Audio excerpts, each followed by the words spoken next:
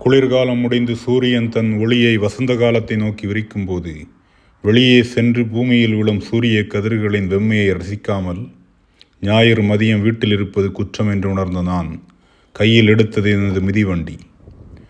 அருகில் தடையின்றி தொடரும் மிதிவண்டி பாதையில் 13 கிலோமீட்டர் மிதித்தால் மூர் கெவ்லன் எனும் ஒரு அழகிய ஏரியை அடையலாம் எனும் கூகுள் மேப்பை பின்தொடர்ந்து சைக்கிளை மிதித்து கொண்டிருந்த என்னை வழியில் தடுத்து நிறுத்தியதுதான் இந்த புனித அந்தோனியார் குருசடி. நெதர்லாந்தில் குருசடிகள் பெரும்பாலும் இதுபோலவே சாலையோரம் தனியாக காணப்படும்.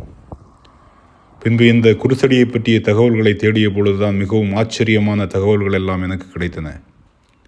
1913 தான் இந்த குருசடி அமைந்துள்ளது. ஆனால் இங்கு அமைந்துள்ள புனித அந்தோனியார் சிலை மிகவும் பழமையானது.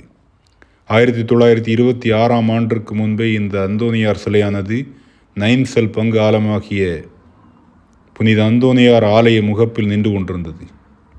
அப்படியென்றால் 100 ஆண்டுகளுக்கு மேல் இச்சிலை பழமையானதாக இருக்கிறது. 1971 பங்கு ஆலயம் புறணமைக்கப்பட்ட போது இச்சிலையானது தேவையில்லை என்று ஒதுக்கப்பட்டது.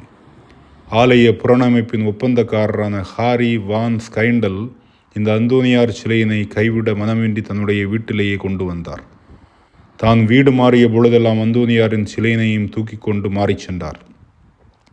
பின்பு புனித அந்தோனியாருக்கு நிலையான ஒரு இடம் கொடுக்க வேண்டும் என அவர் சிந்தித்த போது ஒரு குருசடி கட்ட வேண்டும். அதையுமே புனித அந்தோனியார் சிலை எங்கிருந்து எடுத்து வரப்பட்டதோ அதே நைன்செல்லில் கட்ட வேண்டும் என வேண்டினார்.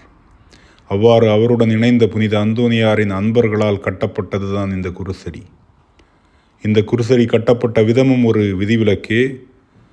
நாம் பார்க்கின்ற குருசடி இந்த இடத்தில் கல் மேல் கல் வைத்து கட்டப்படவில்லை. இவ்விடத்தில் தன்னார்வலர்கள் வந்து கட்டுவது கடினம் என கருதப்பட்டதாலும் கட்டடப் பொருட்களை இங்கு கொண்டு வருவது கடினமாக இருந்ததாலும் சாண்ட் ஹூஃப் என்னும் இடத்திலே முழுமையாக இந்த குருசடி கட்டப்பட்ட பின்பு 1911 குருசடியானது வாகனத்தின் உதவியால் சுமந்து வரப்பட்டு இவ்விடத்தில் நிலைநிறுத்தப்பட்டது.